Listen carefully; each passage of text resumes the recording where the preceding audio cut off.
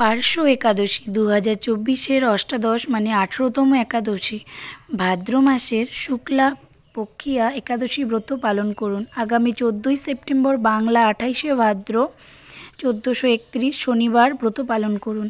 আগামী 13ই সেপ্টেম্বর 2024 27শে ভাদ্র শুক্রবার রাত্রি 10টা 30-এর মধ্যে সংকল্প প্রসাদ গ্রহণ করবেন এবং দন্ত মার্জন করবেন।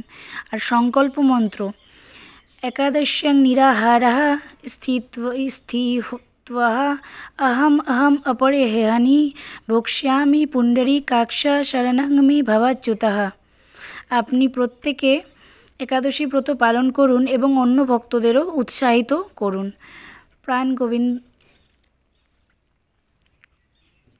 তো আমাদের যদি কোনো ভুল ত্রুটি হয়ে থাকে তো সেটা আপনারা ক্ষমা দৃষ্টিতে রাখবেন। আপনারা প্রত্যেকেই আমাদের সঙ্গেই থাকুন। তো পার্শ্ব একাদশী ব্রত মাহাত্ম্য অবশ্যই পাঠ করুন। ব্রহ্মবৈবর্ত পুরাণে শুক্লপক্ষের পার্শ্ব একাদশী মাহাত্ম্য যুধিষ্ঠির শ্রীকৃষ্ণ সংবাদে এরকম বলা হয়েছে। যুধিষ্ঠির মহারাজ জিজ্ঞাসা করলেন, হে কৃষ্ণ, ভাদ্র মাসের শুক্লপক্ষের একাদশীর নাম কি এবং এই ব্রত পালনের বিধি কি?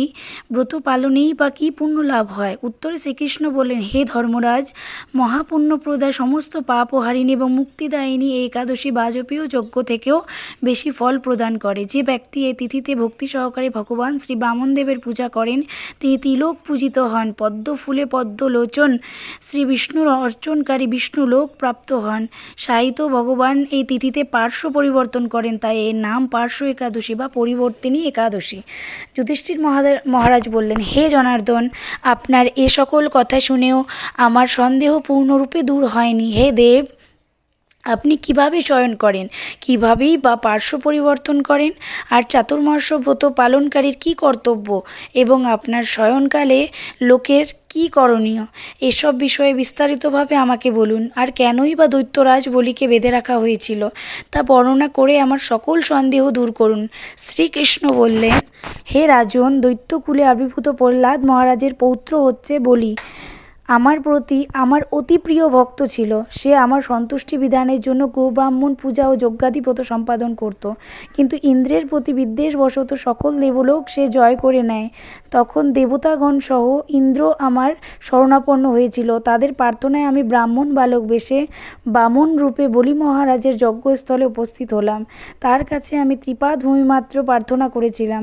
সেই তুচ্ছ বস্তু থেকে আরও শ্রেষ্ঠ কিছু সে আমাকে দিতে চাইলেও আমি কেবল ত্রিপাদ ভূমি গ্রহণেই স্থির থাকলাম।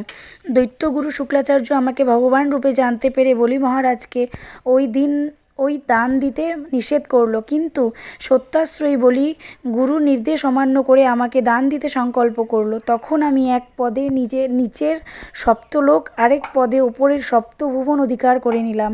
পুনরায় তৃতীয় পদের স্থান চাইলে সে তার মাথা পেতে দিল। আমি তার মস্তকে তৃতীয় পদ স্থাপন করলাম। তার আচরণে সন্তুষ্ট হয়ে আমি সর্বদা তার কাছে বাস করার প্রতিশ্রুতি দিলাম। ভাদ্র মাসের শুক্লপক্ষী একাদশীতে ভগবান শ্রী বামনদেবের এক মূর্তি বলি মহারাজের আশ্রমে স্থাপিত হয়।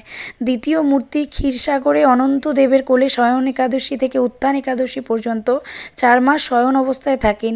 এই 4 মাস যে ব্যক্তি নির্দিষ্ট নিয়ম, ব্রত বা জপ তপ ব্যতীত দিন যাপন করে সেই মহামূর্খ জীবিত থাকলেও তাকে মৃত বলে জানবে। শ্রাবণ মাসে শাক, ভাদ্র মাসে দই, আশ্বিনে দুধ এবং কার্তিকে মাসে মাসকলাই বর্জন করে এই 4 মাস শ্রীকৃষ্ণের আরাধনা করতে হয়। প্রতিটি একাদশী ব্রত যথাযথ পালন করতে হয়। সাহিত্য ভগবান পার্শ্ব পরিবর্তন করেন বলে এই একাদশী মহাপূর্ণ ও সকল অভীষ্ট প্রদাতা। এই একাদশী ব্রত পালনে সকল অভীষ্ট প্রদাতা মানে পরিবর্তন করে বলে একাদশী মহাপূর্ণ সকল অভীষ্ট প্রদাতা। এই একাদশী ব্রত পালনে 1,000 অশ্বমেধ যজ্ঞের ফলও লাভ করা যায়। পারণ মন্ত্র একাদশ্যাং নিরাহার ব্রতে নানা কেশব প্রসীদ সম্মুখ নাথ জ্ঞান দৃষ্টি পদভব। পারণ আপনি যে স্থানে অবস্থান করবেন সেই স্থানের যে স্থানে অবস্থান করবেন সেই স্থানের সঠিক সময় মধ্যে পালন করুন এবং এখন থেকে আমি 15টি স্থানের পালনের সময় ও দিন দেওয়া হলো। আপনাদের কৃপায় আপনার স্থানের পালন সময় না থাকলে প্রয়োজন হলে অবশ্যই মেসেঞ্জারে আমাকে কমেন্ট করতে ভুলবেন না। অবশ্যই পরবর্তীতে দেবার চেষ্টা করব।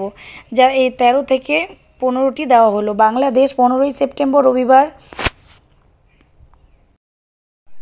তো পালনের দিনগুলো দেওয়া হলো, যেরকম দিল্লিতে 15ই সেপ্টেম্বর রবিবারে পালন হবে, মুম্বাইতে 15ই সেপ্টেম্বর হবে, পুনে, চেন্নাই, বিহার, আসাম সব 15ই সেপ্টেম্বর রবিবারে পালন হবে। টাইমগুলো আপনারা মানে সময়গুলো আপনারা দেখে নিন। বৃন্দাবনেও 15ই সেপ্টেম্বর, ব্যাঙ্গালোর, হায়দ্রাবাদ, গুজরাট, মালদ্বীপ সব 15ই সেপ্টেম্বরেই পালন করা হবে। আপনারা সময়টা দেখে নেন। জয় রাধা মাধব কুঞ্জ বিহারি কি জয়, জয় রাধা মাধব কুঞ্জ বিহারি, জয় জয় শ্রী রাধে।